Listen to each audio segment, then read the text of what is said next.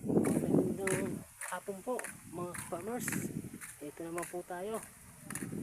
Palakad-lakad pero may pupuntahan yung ating nilalakaran. Shout out po sa mga ka-farmers dyan sa buong bansa. May pupuntahan po tayong palayan. Aanihan natin. Medyo mainit po. Lumabas na yung haring araw. Gumante sa katatagal na ulan. Tinudo na ang init kahit alas 2 na mahigit, alas 2:30 na siguro yun. Maganda yung lugar na aking nilakaran kasi medyo malamig ang hangin kasi sa ilalim to ng mga kahuyan. Yan po yung palayan na bagong tanim pero naubos po yun ng kaol. Yan po.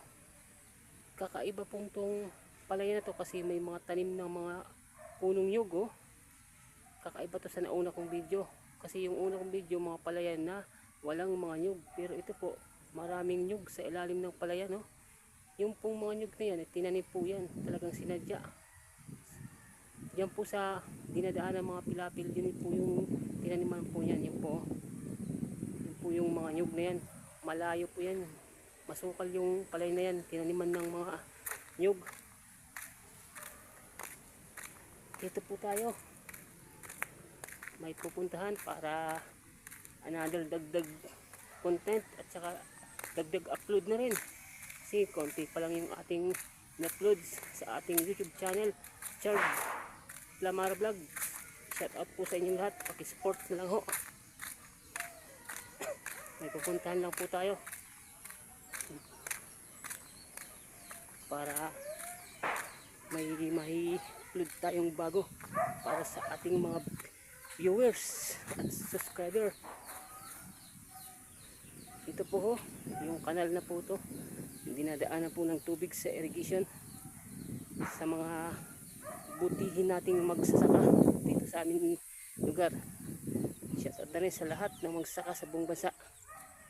Yung palayan na po niya, no? Yung palayan nyo, yun yung pong palayan na may mga puno. May bahay po sa gitna. Oh. Ang ganda po manirahan dito sa probinsya kung nakikita lang ho ninyo. Masarap, may hirap, pero pag dumating yung panahon na tag-anihan, ang sarap ng sariling aning pinaghirapan ng aming kapwang magsaka. Yan po, yung mga sa ilalim po yan ng palayan. Napakainit po ngayon dito sa amin kasi lumabas po yung haring araw.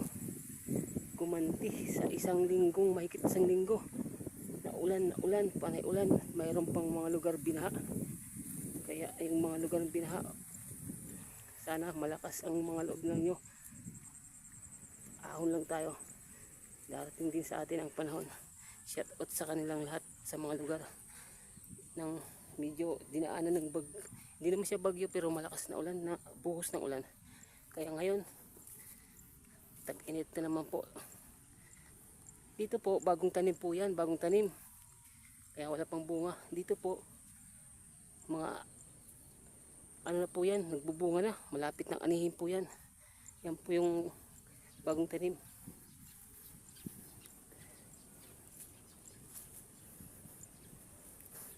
Yung bagong tanim na po yan ay maraming puno ng nyug. Oh. Kakaiba po yan.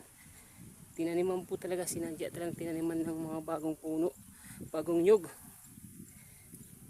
mga puno ng nyug para may sisilungan yung mga ating mga kaibigang mga manananim, yung kaibigan nating mga farmers. Talagang hindi sila gaanong inainitan sa ilalim ng mga taniman nila. Yung iba kasing lugar na mga taniman, wala pong puno yun, no? Wala pong puno yan. Halos puno ng ano yan, puno ng palayan, pero wala kang masilungan.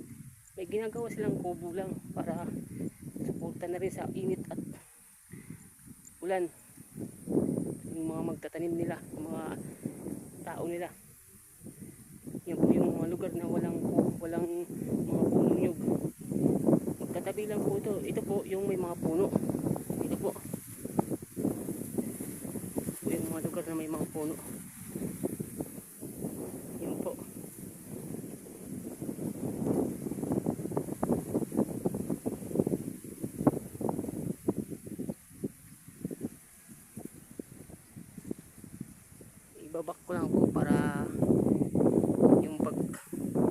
isang oras na ay yung 5 minutes natin sa akin naman po nakarap.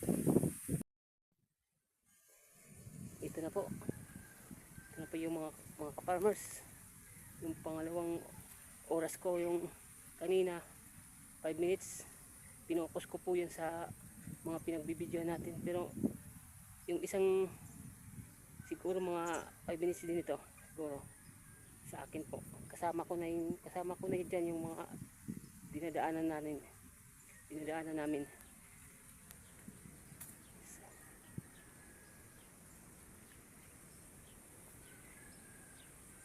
Papunta pa rin to tayo, itong lugar na to papunta pa rin to sa punta natin. Yung isang 5 minutes na nilaan ko po dito yung inumpisahan ko paglakad. Ito po yung tulo po nito yung pupunta natin. Shout out po dyan sa mga ka-farmers. Kahit mainit, tuloy-tuloy pa rin ang buhay natin para makapag umahon tayo, kumuha tayo ng makakain, makapag-ani, depende rin sa iba dito sa amin, diba? Yung inaani nila, kinakain na, at saka kasama na rin yung paghanap buhay na binibenta, ginagawang pera. Yung iba kalahati inahati para magkaroon ng pera, makaano rin ng bigas, makabili na rin ng ulam. Kasama na rin dyan yung paghanap buhay na yung sa pag-aani.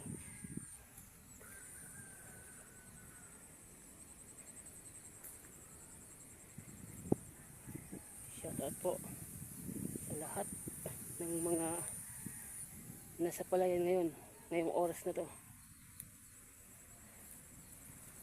Para po sa inyo yan na panahon na yun na binigay. Kahit mainit pero lubusin natin kasi, samantalin natin kasi ngayon lang to. Baka dumaan na naman ang bangis ng tag-ulan.